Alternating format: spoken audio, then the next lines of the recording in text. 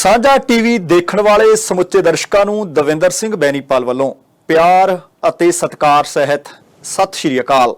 ਅੱਜ ਦੇ ਇਸ ਖਾਸ ਪ੍ਰੋਗਰਾਮ ਵਿੱਚ ਤੁਹਾਡਾ ਸਭਨਾਂ ਦਾ ਨਿੱਘਾ ਸਵਾਗਤ। ਦੋਸਤੋ, ਅੱਜ ਅਸੀਂ ਗੱਲਬਾਤ ਕਰਨ ਜਾ ਰਹੇ ਹਾਂ ਇਮੀਗ੍ਰੇਸ਼ਨ ਨੂੰ ਆਧਾਰ ਬਣਾ ਕੇ ਅਤੇ ਅੱਜ ਸਾਡੇ ਮਹਿਮਾਨ ਨੇ CWC ਇਮੀਗ੍ਰੇਸ਼ਨ ਤੋਂ ਅਮਨ ਖਹਿਰਾ ਸਾਹਿਬ।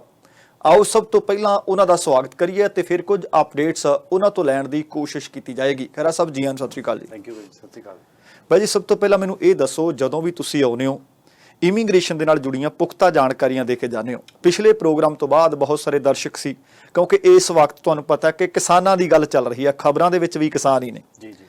ਫਾਰਮਿੰਗ ਦੇ ਤੌਰ ਤੇ ਜਾਂ ਫਾਰਮਰ ਦੇ ਤੌਰ ਤੇ ਕਿਸ ਨੂੰ ਸੱਦਣਾ ਹੋਵੇ, ਕਿੰਨਾ ਕੁ ਉਹਦੀ ਪੜ੍ਹਾਈ ਲਿਖਾਈ ਚਾਹੀਦੀ ਹੈ, ਕਿਹੋ ਜਿਹਾ ਉਹਦੇ ਕੋਲ ਤਜਰਬਾ ਚਾਹੀਦਾ ਜੀ? ਜੀ ਬਿਲਕੁਲ, ਜਿਵੇਂ ਦਾ ਮਾਹੌਲ ਚੱਲ ਰਿਹਾ, ਖਾਸ ਕਰਕੇ ਪੰਜਾਬ ਜਾਂ ਹਰਿਆਣਾ ਦੇ ਵਿੱਚ ਜਿਵੇਂ ਦਾ ਮਾਹੌਲ ਚੱਲ ਰਿਹਾ ਤੇ ਉਸ ਕਰਕੇ ਸਾਨੂੰ ਵੀ ਬਹੁਤ ਕਾਲਸ ਆਉਂਦੀਆਂ ਨੇ, ਜਿਹੜੀ ਇਨਫੋਰਮੇਸ਼ਨ ਲੋਕ ਸੀਕ ਕਰਦੇ ਨੇ, ਕਿਉਂਕਿ ਉੱਥੇ ਡਿਸਕਰੇਜਮੈਂਟ ਹੋ ਜਾਂਦੀ ਹੈ ਇੰਡੀਵਿਜੂਅਲਸ ਨੂੰ, ਜਿਹੜੇ ਇੰਨੀ ਮਿਹਨਤ ਕਰਦੇ ਨੇ, ਜਿਹਨਾਂ ਨੂੰ ਲੱਗਦਾ ਵੀ ਫਿਊਚਰ, ਸਪੈਸ਼ਲੀ ਆਉਣ ਵਾਲੀ ਜਨਰੇਸ਼ਨ ਦਾ ਉਹਨਾਂ ਨੂੰ ਲੱਗਦਾ ਵੀ ਫਿਊਚਰ ਜਿਹੜਾ ਹੈਗਾ ਖਤਮ ਹੋ ਰਿਹਾ, ਤਾਂ ਫਿਰ ਉਸ ਵਕਤ ਬੰਦਾ ਸੋਚਦਾ ਵੀ ਅਸੀਂ ਕਿਤੇ ਨਾ ਕਿਤੇ ਹੋਰ ਆਪਣਾ ਜਿਹੜਾ ਹੈਗਾ ਡੈਸਟੀਨੇਸ਼ਨ ਕੋਈ ਚੂਜ਼ ਕਰੀਏ ਜਿੱਥੇ ਅਸੀਂ ਮੂਵ ਕਰ ਜਾਈਏ। ਸੋ ਇਸ ਕਰਕੇ ਫਾਰਮਰਸ ਦੀਆਂ ਜਿਹੜੀਆਂ ਕੁਐਰੀਜ਼ ਨੇ ਸਾਡੇ ਆਫਿਸ ਬਹੁਤ ਵਧੀਆ ਹੋਈਆਂ ਨੇ, ਜਿਨ੍ਹਾਂ ਦਾ ਬੈਕਗਰਾਊਂਡ ਫਾਰਮਰ ਹੈ, ਔਰ ਖਾਸ ਕਰਕੇ ਜਿਹੜੇ ਉਹਨਾਂ ਦੇ ਰਿਸ਼ਤੇਦਾਰ ਕੈਨੇਡਾ 'ਚ ਰਹਿ ਰਹੇ ਨੇ, ਉਹ ਬਹੁਤ ਚਿੰਤਿਤ ਨੇ ਜਿਹੜੀ ਸਿਚੁਏਸ਼ਨ ਨੂੰ ਦੇਖਦੇ ਹੋਏ। ਸੋ ਚਾਹੁੰਦੇ ਨੇ ਵੀ ਜਿਹੜੇ ਉਹਨਾਂ ਦੇ ਫੈਮਿਲੀ ਮੈਂਬਰ ਸੀ, ਕਿਉਂਕਿ ਯੂਜੂਲੀ ਕੀ ਸੈਟਅਪ ਹੁੰਦਾ ਸੀਗਾ ਵੀ ਜਿਵੇਂ ਇੱਕ ਫੈਮਿਲੀ ਇੰਡੀਆ ਦੇ ਵਿੱਚ ਰਹਿੰਦੀ ਹੈ, ਕਿਸੇ ਦਾ ਕੋਈ ਭੈਣ ਭਰਾ ਆਲਰੇਡੀ ਕੈਨੇਡਾ 'ਚ ਰਹਿੰਦਾ, ਆਲਮੋਸਟ ਹਰੇਕ ਪਰਿਵਾਰ ਦਾ ਇਹ ਸਿਚੁਏਸ਼ਨ ਹੈਗੀ ਹੈ। ਸੋ ਇੰਡੀਆ ਵਾਲਾ ਭਰਾ ਜਿਹੜਾ ਹੈਗਾ ਇੰਡੀਆ ਦੀ ਪ੍ਰੋਪਰਟੀਜ਼ ਦੇਖਦਾ, ਤੇ ਕੈਨੇਡੀਅਨ ਭਰਾ ਜਿਹੜਾ ਹੈਗਾ ਉਹਨਾਂ ਨੂੰ ਮਦਦ ਕਰਦਾ ਜਦੋਂ ਵੀ ਉਹਨਾਂ ਨੂੰ ਜ਼ਰੂਰਤ ਪੈਂਦੀ ਹੈ। ਸੋ ਉਹ ਇਹੋ ਜਿਹਾ ਰਿਲੇਸ਼ਨਸ਼ਿਪ ਇੱਕ ਬਹੁਤ ਵਧੀਆ ਬਣਿਆ ਹੋਇਆ ਸੀ। ਤੇ ਜਿਹੜੇ ਕੈਨੇਡਾ 'ਚ ਰਹਿੰਦੇ ਆ ਉਹਨਾਂ ਨੂੰ ਇਹ ਵੀ ਹੁੰਦਾ ਸੀਗਾ ਵੀ ਅਸੀਂ ਆਪਣੇ ਬੱਚੇ ਲੈ ਕੇ ਇੰਡੀਆ ਜਾਵਾਂਗੇ, ਸਾਡਾ ਘਰ-ਬਾਰ ਹਾਲੇ ਵੀ ਬਚਿਆ ਹੋਇਆ ਐਗਜ਼ਿਸਟ ਕਰਦਾ, ਸਾਡੀ ਫੈਮਿਲੀ ਉੱਥੇ ਰਹਿੰਦੀ ਹੈ। ਸੋ ਉਹਦੇ ਕਰਕੇ ਕਾਫੀ ਇਹੋ ਜਿਹੇ ਪਰਿਵਾਰ ਸੀ ਜਿਹੜੇ ਕੈਨੇਡਾ ਰਹਿੰਦੇ ਹੋਏ ਵੀ ਹਿੰਦੁਸਤਾਨ ਨੂੰ ਇੱਕ ਆਪਣੀ ਜ਼ਿੰਦਗੀ ਦਾ ਪਾਰਟ ਮੰਨਦੇ ਸੀ, ਤੋਂ ਜ਼ਿੰਦਗੀ ਦਾ ਹਿੱਸਾ ਮੰਨਦੇ ਸੀ। ਸੋ ਇਸ ਕਰਕੇ ਜਿਹੜੇ ਭਰਾ ਇੰਡੀਆ ਦੇ ਵਿੱਚ ਉਹਨਾਂ ਦੇ ਰਹਿੰਦੇ ਸੀ, ਉਹ ਕੈਨੇਡਾ ਨਹੀਂ ਆਉਣਾ ਚਾਹੁੰਦੇ ਸੀ। ਟੈਂਪਰੇਰੀ ਤੌਰ ਤੇ ਬਿਲਕੁਲ ਉਹ ਆਉਣਾ ਚਾਹੁੰਦੇ ਸੀ, ਵਿਜ਼ਿਟ ਕਰਨਾ ਚਾਹੁੰਦੇ ਸੀ, ਪਰ ਪੱਕੇ ਤੌਰ ਤੇ ਉਹਨਾਂ ਦਾ ਡਿਸੀਜਨ ਇਹੀ ਹੁੰਦਾ ਸੀ ਵੀ ਇੱਕ ਪਰਿਵਾਰ ਇੱਥੇ ਦੇਖੇ, ਇੱਕ ਪਰਿਵਾਰ ਜਿਹੜਾ ਹੈਗਾ ਇੰਡੀਆ ਦੇ ਵਿੱਚ ਦੇਖੇ ਜੀ। ਪਰ ਹੁਣ ਜਿਹੜਾ ਪਿੱਛੇ ਸਿਨੈਰੀਓ ਚੱਲਿਆ ਹੈਗਾ, ਇਹਦੇ ਕਰਕੇ ਇੱਕ ਲੈਵਲ ਆਫ ਅਨਸਰਟਨਟੀ ਜ਼ਰੂਰ ਹੈਗੀ ਹੈ। ਹਾਲੇ ਪਤਾ ਨਹੀਂ ਵੀ ਫਿਊਚਰ ਕੀ ਹੋ ਜਾਣਾ। ਸੋ ਇਸ ਕਰਕੇ ਜਿਹੜੇ ਹੁਣ ਪਿਛਲੇ ਭਰਾ ਇੰਡੀਆ ਦੇ ਵਿੱਚ ਰਹਿ ਗਏ, ਉਹਨਾਂ ਦੇ ਬਾਰੇ ਵੀ ਜਿਹੜੀਆਂ ਕੈਨੇਡੀਅਨ ਫੈਮਲੀਜ਼ ਨੂੰ ਚਿੰਤਿਤ ਨੇ ਵੀ ਉਹਨਾਂ ਨੂੰ ਐਟਲੀਸਟ ਇੱਕ ਸੈਕਿੰਡ ਆਪਸ਼ਨ ਰੱਖੀਏ। ਇਹ ਨਾ ਹੋਵੇ ਵੀ ਜਦੋਂ ਸਾਰਾ ਕੁਝ ਖਤਮ ਹੋ ਜਾਏ ਉਹ ਤੋਂ ਬਾਅਦ ਸੈਕਿੰਡ ਆਪਸ਼ਨ ਦੇਖੀ ਜਾਏ। ਸੋ ਕੋਈ ਨਾ ਕੋਈ ਸੈਕਿੰਡ ਆਪਸ਼ਨ ਦੇਖਦੇ ਨੇ। ਇਸ ਕਰਕੇ ਜਿਹੜੀ ਕਿਸਾਨੀ ਕਿੱਤੇ ਨੂੰ ਬਿਲੋਂਗ ਕਰਦੇ ਨੇ, ਉਹਨਾਂ ਦੀਆਂ ਜਿਹੜੀਆਂ ਕਾਲਸ ਨੇ ਸਾਡੇ ਆਫਿਸ ਵੀ ਬਹੁਤ ਵਧੀਆ ਹੋਈਆਂ ਨੇ। ਇਹ ਪੁੱਛਿਆ ਜਾਂਦਾ ਵੀ ਸਾਡੇ ਜਿਹੜੇ ਭਰਾ ਨੇ ਉਹ ਘੱਟ ਪੜ੍ਹੇ ਲਿਖੇ ਨੇ, ਕੀ ਉਹ ਕੈਨੇਡਾ ਦੇ ਵਿੱਚ ਆ ਸਕਦੇ ਨੇ? ਉਹ ਇੰਗਲਿਸ਼ ਦਾ ਟੈਸਟ ਨਹੀਂ ਦੇ ਸਕਦੇ, ਕੀ ਉਹ ਕੈਨੇਡਾ ਦੇ ਵਿੱਚ ਆ ਸਕਦੇ ਨੇ? ਸੋ ਸਪੈਸ਼ਲੀ ਕੈਨੇਡਾ ਵੀ ਜਿਹੜਾ ਹੈਗਾ, ਈਵਨ ਦੋ ਉਹ ਪ੍ਰੋਡੋਮੀਨੈਂਟਲੀ ਕੋਈ ਐਗਰੀਕਲਚਰ ਸਟੇਟ ਨਹੀਂ ਹੈ, ਹਰ ਜਗ੍ਹਾ ਤੇ ਜਿਹੜੀ ਹੈ ਸੰਭਵ ਨਹੀਂ ਹੈ ਜਿੱਥੇ ਖੇਤੀ ਹੁੰਦੀ ਹੈ। ਸਰਟਨ ਪਾਰਟਸ ਨੇ ਜਿਹੜੇ ਕੈਨੇਡਾ ਦੇ ਖੇਤੀ ਹੁੰਦੀ ਹੈ। ਨਾਓ ਹਰ ਇੱਕ ਪ੍ਰੋਵਿੰਸ ਦੇ ਵਿੱਚ ਜਿਹੜੀ ਐਗਰੀਕਲਚਰ ਹੈ ਉਹ ਆਲਮੋਸਟ ਨੈਗੇਟਿਵਲੀ ਗਰੋ ਕਰ ਰਿਹਾ ਜੀ, ਜਿਹੜਾ ਉਹ ਸੈਕਟਰ ਹੈ। ਸੋ ਉਹਦਾ ਰੀਜ਼ਨ ਇਹ ਹੈਗਾ ਵੀ ਜਿਹੜੀ ਸੈਕੰਡ ਜਨਰੇਸ਼ਨ ਹੈ ਕੈਨੇਡੀਅਨਸ ਦੀ, ਉਹ ਐਗਰੀਕਲਚਰ ਅਡਾਪਟ ਨਹੀਂ ਕਰ ਰਹੀ, ਉਹ ਜਾਂ ਤਾਂ ਸ਼ਹਿਰਾਂ ਵੱਲ ਮੂਵ ਕਰ ਰਹੀ ਹੈ, ਤੇ ਜਿਹੜੀ ਪੁਰਾਣੀ ਜਨਰੇਸ਼ਨ ਆ ਉਹ ਹੌਲੀ ਹੌਲੀ ਰਿਟਾਇਰ ਹੋ ਰਹੀ ਹੈ। ਨਾਓ ਇਸ ਚੀਜ਼ ਨੂੰ ਸਰਕਾਰ ਵੀ ਸਮਝਦੀ ਹੈ, ਸੋ ਉਹਨਾਂ ਨੇ ਇੱਕ ਕੈਟੇਗਰੀ ਹੀ ਵੱਖਰੀ ਬਣਾਤੀ ਹੈ ਜਿਹੜੇ ਬੰਦਿਆਂ ਕੋਲ ਫਾਰਮ ਮੈਨੇਜਮੈਂਟ ਦਾ ਐਕਸਪੀਰੀਅੰਸ ਹੈ। ਐਜ਼ ਅ ਫਾਰਮਰ ਉਹ ਕੰਮ ਕਰਦੇ ਨੇ, ਚਾਹੇ ਉਹ ਸੈਲਫ ਇੰਪਲੋਇਡ ਨੇ, ਚਾਹੇ ਉਹ ਕਿਸੇ ਦੇ ਨਾਲ ਐਜ਼ ਐਨ ਇੰਪਲੋਈ ਕੰਮ ਕਰਦੇ ਨੇ, ਪਰ ਕੰਮ ਹਾਈ ਸਕਿੱਲ ਦਾ ਕਰਦੇ ਨੇ, ਜਾਂ ਫਿਰ ਉਹ ਕਿਸੇ ਨਾ ਕਿਸੇ ਮੈਨੇਜਮੈਂਟ ਐਕਸਪੀਰੀਅੰਸ ਹੋਲਡ ਕਰਦੇ ਨੇ ਜਿਹੜਾ ਫਾਰਮ ਕਿੱਤੇ ਨੂੰ ਬਿਲੋਂਗ ਕਰਦਾ। ਸੋ ਉਹਨਾਂ ਵਿਅਕਤੀਆਂ ਲਈ ਉਹਨਾਂ ਨੇ ਦੋ ਆਪਸ਼ਨਸ ਰੱਖੀਆਂ ਨੇ ਵੀ ਜਾਂ ਤਾਂ ਤੁਸੀਂ ਜੇ ਤੁਹਾਨੂੰ ਕੈਨੇਡਾ ਦੇ ਵਿੱਚ ਇੰਪਲੋਇਮੈਂਟ ਮਿਲਦੀ ਹੈ ਤਾਂ ਇੰਪਲੋਇਮੈਂਟ ਬੇਸ ਵੀਜ਼ਾ ਤੇ ਤੁਸੀਂ ਕੈਨੇਡਾ ਵਿੱਚ ਆ ਜਾਓ, ਉਸ ਤੋਂ ਬਾਅਦ ਤੁਸੀਂ ਆਪਣੀ ਇਮੀਗ੍ਰੇਸ਼ਨ ਜਿਹੜੀ ਹੈ ਦਾਖਲ ਕਰ ਦਿਓ, ਜਾਂ ਫਿਰ ਦੂਜੀ ਆਪਸ਼ਨ ਰੱਖੀ ਹੈ ਵੀ ਤੁਸੀਂ ਕਿਸੇ ਨਾ ਕਿਸੇ ਕਿਸਮ ਦੀ ਕੈਨੇਡਾ 'ਚ ਇਨਵੈਸਟਮੈਂਟ ਕਰੋ, ਉਹ ਇੱਕ ਆਪਸ਼ਨ ਰੱਖੀ ਹੈ। ਤੀਸਰੀ ਜਿਹੜੀ ਇੱਕ ਹੋਰ ਕੈਟੇਗਰੀ ਆਫ ਐਪਲੀਕੇਸ਼ਨ ਬਣ ਜਾਂਦੀ ਹੈ, ਜਿਹੜੀ ਕਿ ਐਜ਼ ਅ ਸੈਲਫ ਇੰਪਲੋਇਡ ਜਿਹੜਾ ਫਾਰਮਰ ਹੈ ਉਹ ਆਪਣੀ ਐਪਲੀਕੇਸ਼ਨ ਦਾਇਰ ਕਰਦਾ, ਪਰ ਉਹ ਜਦੋਂ ਐਪਲੀਕੇਸ਼ਨ ਆਪਣੀ ਦਾਇਰ ਕਰਦਾ ਕੈਨੇਡਾ ਦੇ ਵਿੱਚ ਤਾਂ ਪਹਿਲਾਂ ਉਹ ਪਰਮਿਟ ਹੋਲਡਰਸ ਬਣਦਾ ਕੈਨੇਡਾ ਦੇ ਲਈ। ਉਸ ਤੋਂ ਬਾਅਦ ਜਿਹੜੀ ਆਪਣੀ ਇਮੀਗ੍ਰੇਸ਼ਨ ਐਪਲੀਕੇਸ਼ਨ ਹੈ ਐਜ਼ ਐਨ ਓਨਰ ਆਪਰੇਟਰ ਉਹ ਦਾਇਰ ਕਰਦਾ ਜੀ, ਉਸ ਦੇ ਬੇਸਿਸ ਤੇ ਉਹ ਕੈਨੇਡਾ ਦੇ ਵਿੱਚ ਜਿਹੜੀ ਇਮੀਗ੍ਰੇਸ਼ਨ ਉਹ ਹਾਸਲ ਕਰ ਸਕਦਾ ਹੈ। ਅੱਛਾ, ਹੁਣ ਜਦੋਂ ਤੁਸੀਂ ਦੱਸ ਰਹੇ ਹੋ ਕਿ ਜਿਹੋ ਜੀ ਕਿਸਾਨੀ ਦੇ ਕਿੱਤੇ ਨਾਲ ਆਪਣੇ ਸੰਬੰਧਿਤ ਲੋਕ ਨੇ, ਆਪਾਂ ਨੂੰ ਵੀ ਪਤਾ ਹੈ ਕਿ ਉਹ ਭੈਣ ਭਰਾ ਹੋ ਸਕਦਾ ਉਹਨਾਂ ਨੂੰ ਘੱਟ ਪੜ੍ਹਨ ਲਿਖਣ ਦੇ ਮੌਕੇ ਮਿਲੇ, ਜਾਂ ਫਿਰ ਉਹਨਾਂ ਨੇ ਵੇਖਿਆ ਕਿ ਮਾਂ-ਬਾਪ ਦੀ ਮਦਦ ਕਿਸਾਨੀ ਦੇ ਵਿੱਚ ਜਾ ਕੇ ਕਰਵਾਈਏ, ਬਹੁਤਾ ਪੜ੍ਹ ਲਿਖ ਨਾ ਸਕੇ। ਜਦੋਂ ਤੁਸੀਂ ਦੱਸ ਰਹੇ ਹੋ ਕਿ ਉਹਨਾਂ ਵਾਸਤੇ ਫਿਰ ਆਈਟਸ ਦਾ ਕਰਨਾ ਜ਼ਰੂਰੀ ਹੋਣਾ ਜੀ, ਜਾਂ ਉਹਦੇ 'ਚ ਕੋਈ ਬੈਂਚਮਾਰਕ ਹੈ ਜਾਂ ਨਹੀਂ, ਉਹ ਫਿਰ ਸਾਰਾ ਕੁਝ ਕਿਵੇਂ ਹੁੰਦਾ ਜੀ? ਆਈਲੈਟਸ ਬਹੁਤ ਇੰਪੋਰਟੈਂਟ ਕੰਪੋਨੈਂਟ ਹੈ, ਪਰ ਹਰ ਇੱਕ ਕੈਟਾਗਰੀ ਦੇ ਲਈ ਨਹੀਂ ਹੈ। ਬੈਂਚਮਾਰਕ ਹਰੇਕ ਪ੍ਰੋਵਿੰਸ ਨੇ ਵੀ ਰੱਖੇ ਹੋਏ ਨੇ ਆਪਣੇ ਆਪਣੇ ਜੀ ਜੀ। BC ਦੇ ਵਿੱਚ ਐਗਜ਼ੈਂਪਸ਼ਨ ਪਹਿਲਾਂ ਐਗਜ਼ਿਸਟ ਕਰਦੀ ਸੀ ਵੀ ਤੁਸੀਂ ਬਿਨਾਂ ਆਈਲੈਟਸ ਤੋਂ ਇਮੀਗ੍ਰੇਸ਼ਨ ਜਿਹੜੀ ਐਜ਼ ਐਨ ਇਨਵੈਸਟਰ ਤੁਸੀਂ ਕੁਆਲੀਫਾਈ ਕਰਦੇ ਹੋ, ਅਪਲਾਈ ਕਰ ਸਕਦੇ ਹੋ, ਬਟ ਉਹ ਕੰਡੀਸ਼ਨ ਵੀ ਪਿਛਲੇ 1.5 ਜਾਂ 2 ਸਾਲ ਤੋਂ ਹਟ ਗਈ ਹੈ। ਹੁਣ ਤੁਹਾਨੂੰ ਇੰਗਲਿਸ਼ ਮੈਂਡੇਟਰੀ ਹੈ, ਬਟ ਕਈ ਪ੍ਰੋਵਿੰਸਿਸ ਨੇ ਜਿਵੇਂ ਮੈਂ ਜ਼ਿਕਰ ਕੀਤਾ ਸੀਗਾ ਵੀ ਜਿਹੜੀਆਂ ਐਗਰੀਕਲਚਰ ਹਾਲੇ ਵੀ ਉੱਥੇ ਜਿਵੇਂ ਇੱਕ ਬਹੁਤ ਮੇਜਰ ਸੈਕਟਰ ਦੇ ਵਜੋਂ ਹੁੰਦਾ, ਜਿਵੇਂ ਕਿ ਪ੍ਰਿੰਸ ਐਡਵਰਡ ਆਈਲੈਂਡ ਹੈ, ਉਹ ਮੋਸਟਲੀ ਜਿਹੜਾ ਆਈਲੈਂਡ ਹੈ ਕੈਨੇਡਾ ਦਾ ਈਸਟਰਨ ਪਾਰਟ ਜੋ ਆਈਲੈਂਡ ਹੈ, ਉੱਥੇ ਜਿਹੜੀ ਐਗਰੀਕਲਚਰ ਹੈ ਉਹ ਇੱਕ ਵਨ ਆਫ ਦ ਮੇਜਰ ਕੰਟਰੀਬਿਊਟਰ ਹੈ ਇਕਨੋਮੀ ਦਾ ਉਹਨਾਂ ਦਾ, ਔਰ ਫਰਟਾਈਲ ਲੈਂਡ ਹੈ ਜੀ, ਸੇਮ ਐਜ਼ BC ਦੇ ਜਿਹੜੇ ਕਈ ਸੈਕਟਰਸ ਹੈਗੇ ਆ। ਤੋ ਉਸ ਦੇ ਲਈ ਉਹਨਾਂ ਨੇ ਇਹ ਐਗਜ਼ੈਂਪਸ਼ਨ ਜ਼ਰੂਰ ਗ੍ਰਾਂਟ ਕੀਤੀ ਹੈ ਵੀ ਜੇ ਤੁਸੀਂ ਇੰਗਲਿਸ਼ ਦੀ ਐਗਜ਼ੈਂਪਸ਼ਨ ਸੀਕ ਕਰਨਾ ਚਾਹੁੰਦੇ ਹੋ, ਔਰ ਖਾਸ ਕਰਕੇ ਤੁਸੀਂ ਇੰਪਲੋਇਮੈਂਟ ਬੇਸਡ ਇਮੀਗ੍ਰੇਸ਼ਨ ਤੇ ਇਮੀਗ੍ਰੇਸ਼ਨ ਲੈ ਰਹੇ ਹੋ, ਜੇ ਤੁਹਾਡਾ ਇੰਪਲੋਇਰ ਲਿਖ ਕੇ ਦੇ ਦਿੰਦਾ ਤਾਂ ਤੁਸੀਂ ਐਗਜ਼ੈਂਪਸ਼ਨ ਸੀਕ ਕਰ ਸਕਦੇ ਹੋ। ਫਿਰ ਤੁਸੀਂ ਬਿਨਾਂ ਇੰਗਲਿਸ਼ ਤੋਂ ਅੰਡਰ PEI PNP ਪ੍ਰੋਗਰਾਮ ਆਪਣੀ ਇਮੀਗ੍ਰੇਸ਼ਨ ਜਿਹੜੀ ਉਹ ਲੈ ਸਕਦੇ ਹੋ, ਕੋਈ ਪ੍ਰੋਬਲਮ ਨਹੀਂ ਹੈ। ਬਿਨਾਂ ਇੰਗਲਿਸ਼ ਤੋਂ ਵੀ ਉਸ ਖੇਤਰ ਦੇ ਵਿੱਚ ਇਮੀਗ੍ਰੇਸ਼ਨ ਲਈ ਜਾ ਸਕਦੀ ਹੈ, ਬਟ ਇਹ ਬਹੁਤ ਰੇਅਰ ਐਗਜ਼ੈਂਪਸ਼ਨਸ ਨੇ।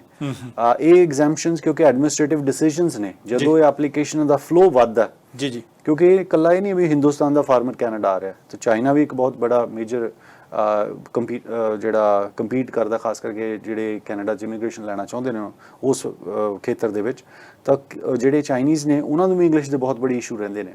ਸੋ ਆਪਣੀ ਵੀ ਜਿਹੜੀ ਜਨਰੇਸ਼ਨ, ਓਲਡਰ ਜਨਰੇਸ਼ਨ ਖਾਸ ਕਰਕੇ, ਇੰਗਲਿਸ਼ ਦੀ ਪ੍ਰੋਬਲਮ ਉਹਨਾਂ ਨੂੰ ਹੈ, ਬਟ ਜਿਹੜੀ ਨਵੀਂ ਜਨਰੇਸ਼ਨ ਹੈ ਉਹਨਾਂ ਨੂੰ ਬਿਲਕੁਲ ਕੋਈ ਇੰਗਲਿਸ਼ ਦੀ ਪ੍ਰੋਬਲਮ ਨਹੀਂ, ਔਰ ਬਿਲਕੁਲ ਕੋਈ ਐਜੂਕੇਸ਼ਨ ਦੀ ਪ੍ਰੋਬਲਮ ਨਹੀਂ। ਇਸੇ ਕਰਕੇ ਜਿਹੜਾ ਇੰਡੀਆ ਦਾ ਲੈਵਲ ਹੈ ਇਮੀਗ੍ਰੇਸ਼ਨ ਦਾ, ਉਹ ਆਲਮੋਸਟ ਲਾਈਕ 50% ਜਿਹੜੇ ਮੈਜੋਰਿਟੀ ਆਫ ਨਿਊ ਇਮੀਗ੍ਰੈਂਟਸ ਬਣ ਰਹੇ ਨੇ ਪਿਛਲੇ ਸਾਲ ਤੋਂ, ਉਹ ਇੰਡੀਅਨ ਨੈਸ਼ਨਲਸ ਨੇ। ਸੋ ਇਹ ਵੀ ਕਮਾਉਣ ਵਾਲੀ ਗੱਲ ਹੈ ਵੀ ਇੰਨੀ ਬੜੀ ਤਾਦਾਦ ਦੇ ਵਿੱਚ ਇੰਡੀਅਨਸ ਆਪਣੇ ਕੁਆਲੀਫਾਈ ਕਰ ਰਹੇ ਨੇ ਔਰ ਕੈਨੇਡਾ ਦੇ ਵਿੱਚ ਦਾਖਲ ਹੋ ਰਹੇ ਨੇ, ਬਿਕੋਜ਼ ਉਹਨਾਂ ਦੀ ਇੰਗਲਿਸ਼ ਚੰਗੀ ਹੈ, ਉਹਨਾਂ ਦੀ ਐਜੂਕੇਸ਼ਨ ਚੰਗੀ ਹੈ, ਔਰ ਬਾਕੀ ਜਿਹੜੇ ਹੋਰ ਅਡੈਪਟੇਬਿਲਿਟੀ ਦੇ ਜਿਹੜੇ ਵੀ ਪੁਆਇੰਟਸ ਨੇ ਉਹ ਅਚੀਵ ਕਰ ਲੈਂਦੇ ਨੇ। ਅੱਛਾ, ਹੁਣ ਆਮ ਤੌਰ ਤੇ ਆਪਾਂ ਦੇਖਿਆ ਕਿ ਕਿਸੇ ਵੀ ਕੈਟਾਗਰੀ ਵਿੱਚ ਕੋਈ ਵੀ ਬੰਦਾ ਆਉਂਦਾ, ਉੱਥੇ ਜਿਹੜਾ ਐਕਸਪੀਰੀਅੰਸ ਬੜਾ ਲਾਜ਼ਮੀ ਹੁੰਦਾ। ਹੁਣ ਜੇ ਆਪਾਂ ਆਪਣੇ ਖੇਤਾਂ ਦੇ ਵਿੱਚ ਕੰਮ ਕਰਦੇ ਹਾਂ ਜੀ, ਉਹ ਐਕਸਪੀਰੀਅੰਸ ਕਿਵੇਂ ਸ਼ੋਅ ਕਰੂਗਾ ਬੰਦਾ? ਕਈ ਵਾਰੀ ਹੋ ਸਕਦਾ ਮੈਂ ਕੰਮ ਖੇਤਾਂ 'ਚ ਕਰਦਾ ਹਾਂ, ਪਰ ਮੇਰੇ ਨਾਂ ਤੇ ਜ਼ਮੀਨ ਜਾਇਦਾਦ ਹਲੇ ਹੈ ਨਹੀਂ, ਉਹ ਤਾਂ ਮੇਰੇ ਬਾਪ ਦੇ ਨਾਂ ਤੇ ਜਾਂ ਚਾਚਿਆਂ ਤਾਇਆਂ ਦੇ ਨਾਂ ਤੇ ਹੈ ਜੀ, ਉਹ ਫਿਰ ਕਿਵੇਂ ਹੁੰਦਾ ਜੀ? ਜੀ ਇਹ ਸਵਾਲ ਸਭ ਤੋਂ ਇੰਪੋਰਟੈਂਟ ਸਵਾਲ ਹੁੰਦਾ, ਕਿਉਂਕਿ ਸਰਕਾਰ ਨੇ ਜਿਹੜੀ ਸ਼ਰਤ ਰੱਖੀ ਹੋਈ ਹੈ ਐਕਸਪੀਰੀਅੰਸ ਨੂੰ ਲੈ ਕੇ, ਉਹ ਰੱਖੀ ਹੋਈ ਹੈ ਵੀ ਤੁਸੀਂ ਐਕਸਪੀਰੀਅੰਸ ਹਾਈ ਸਕਿੱਲ 'ਚ ਸਾਬਤ ਕਰਨਾ ਵੀ ਤੁਸੀਂ ਕਿਸੇ ਨਾ ਕਿਸੇ ਡਿਸੀਜਨ ਮੇਕਰ ਪੋਜੀਸ਼ਨ ਤੇ ਹੋ ਜੀ।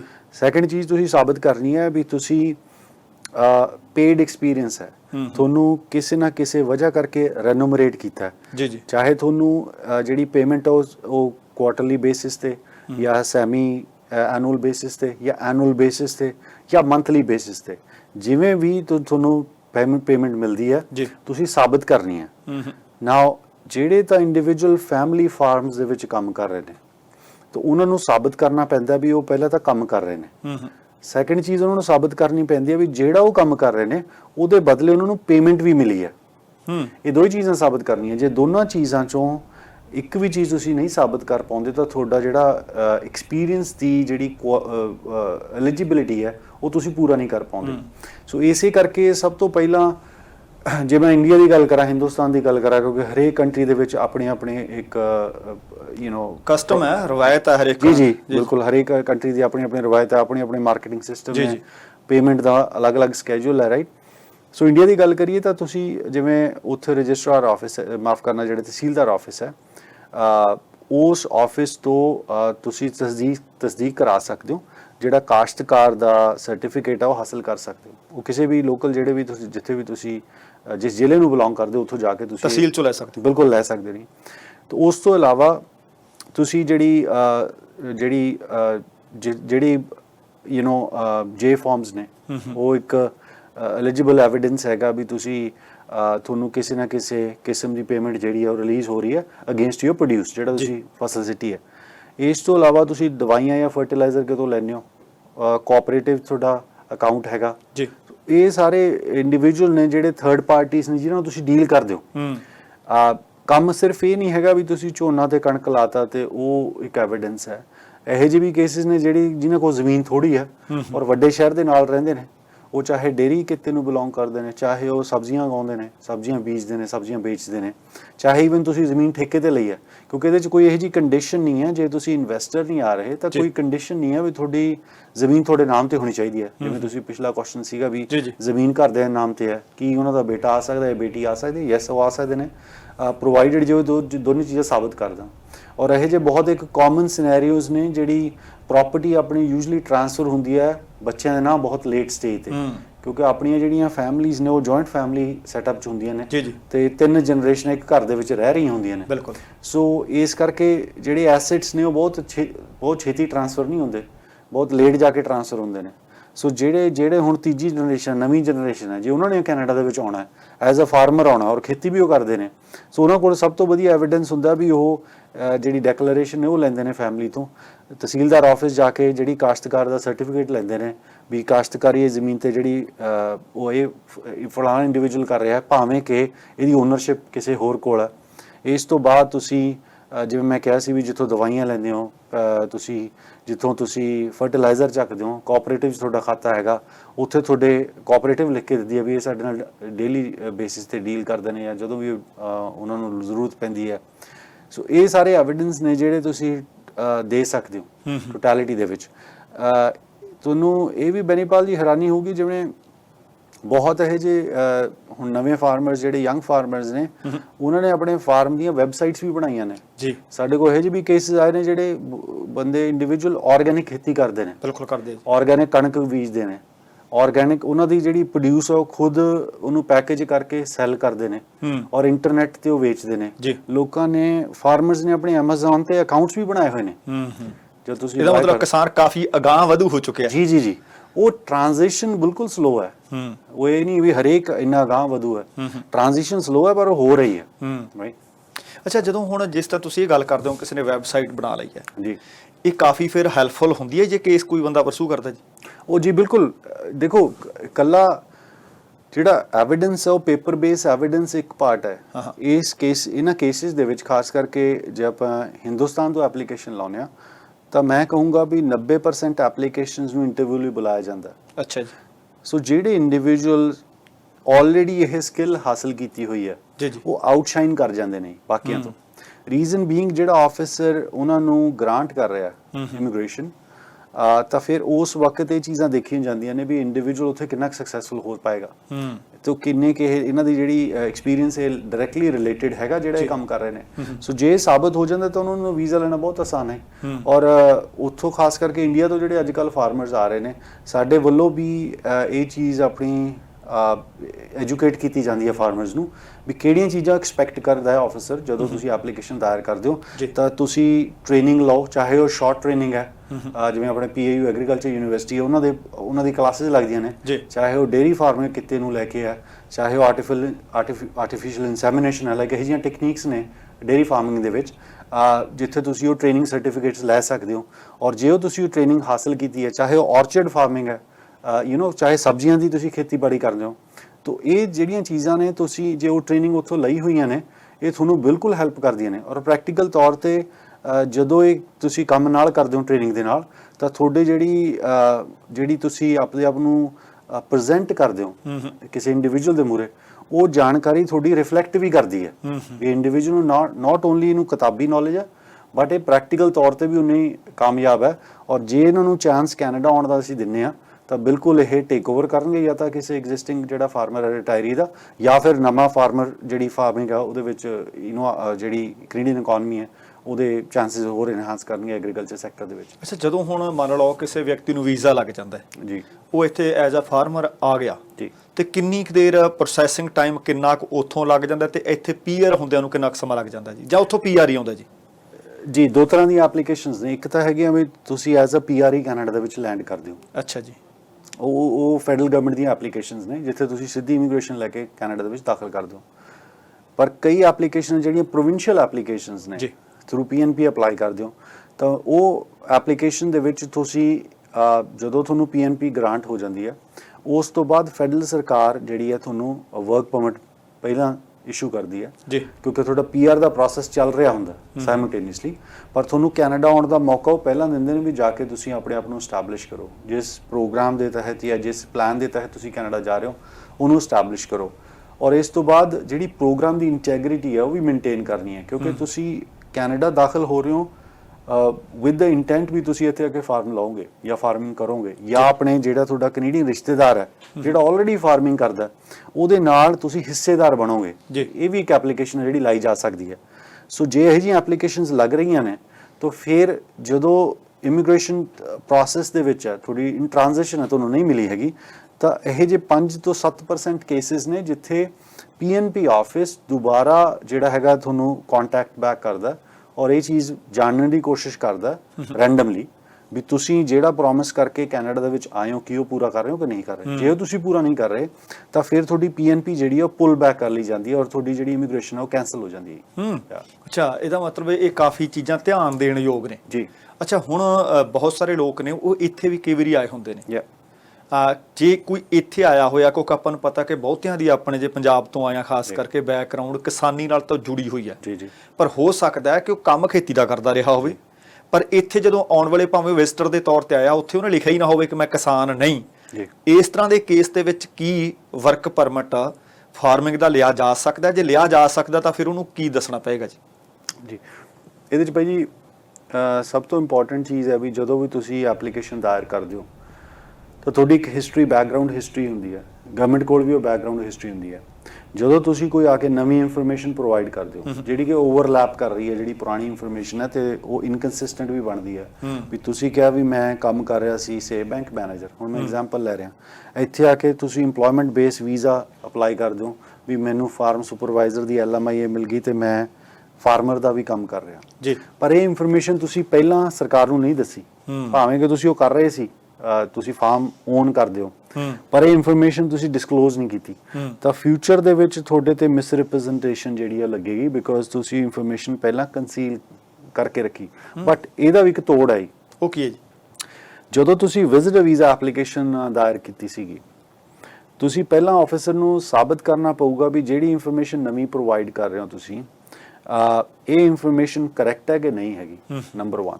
ਸੈਕੰਡ, ਤੁਹਾਡੇ ਤੋਂ ਇਹ ਪੁੱਛਿਆ ਜਾਊਗਾ ਵੀ ਤੁਸੀਂ ਪਹਿਲਾਂ ਜਦੋਂ ਵਿਜ਼ਿਟਰ ਵੀਜ਼ਾ ਅਪਲਾਈ ਕੀਤਾ ਸੀ ਉਸ ਵਕਤ ਤੁਸੀਂ ਇਨਫੋਰਮੇਸ਼ਨ ਇਹ ਕੰਸੀਲ ਕਿਉਂ ਕਰਕੇ ਰੱਖੀ।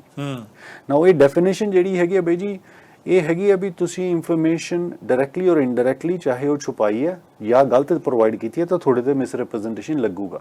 ਇਹ ਜੇ ਤੁਸੀਂ ਐਕਟ ਨੂੰ ਬਾਈ ਬੁੱਕ ਪੜ੍ਹਦੇ ਹੋ ਤਾਂ ਫਿਰ ਇਹ ਗੱਲ ਸਮਝ ਆਉਂਦੀ ਹੈ ਵੀ ਹਾਂਜੀ ਮੇਰੇ ਤੇ ਮਿਸਰਿਪਰੈਜ਼ੈਂਟੇਸ਼ਨ ਲੱਗੂਗੀ। ਪਰ ਉਹਦੇ ਨਾਲ ਇੱਕ ਕੰਡੀਸ਼ਨ ਇਹ ਵੀ ਹੈਗਾ ਵੀ ਐਰਰ ਇੰਡਿਊਸ ਹੋ ਰਹੀ ਹੈ ਕਿ ਨਹੀਂ ਹੋ ਰਹੀ ਜਦੋਂ ਆਫਿਸਰ ਡਿਸੀਜਨ ਬਣਾ ਰਿਹਾ।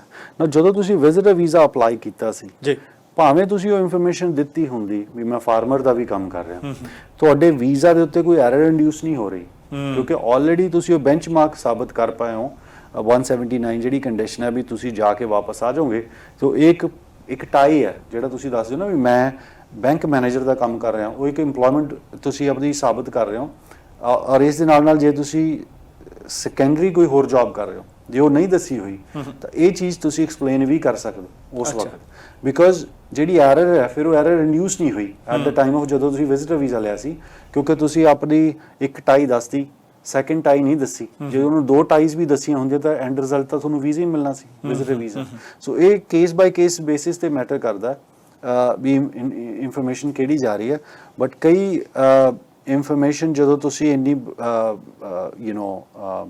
ਜੇ ਸਾਬਤ ਹੋ ਜਾਏ ਵੀ ਤੁਸੀਂ ਜਿਹੜੀ ਇਨਫੋਰਮੇਸ਼ਨ ਪ੍ਰੋਵਾਈਡ ਕਰ ਰਹੇ ਹੋ ਨਵੀਂ ਇਨਫੋਰਮੇਸ਼ਨ ਔਰ ਕੰਸੀਲ ਕਰਕੇ ਰੱਖੀ ਹੋ ਇਨਫੋਰਮੇਸ਼ਨ, ਜੇ ਉਹ ਇਨਫੋਰਮੇਸ਼ਨ ਪਹਿਲਾਂ ਆਫਿਸਰ ਨੂੰ ਪਤਾ ਹੁੰਦੀ ਤਾਂ ਫਿਰ ਐਰਰ ਰਿਡਿਊਸ ਹੋ ਜਾਣੀ ਸੀ।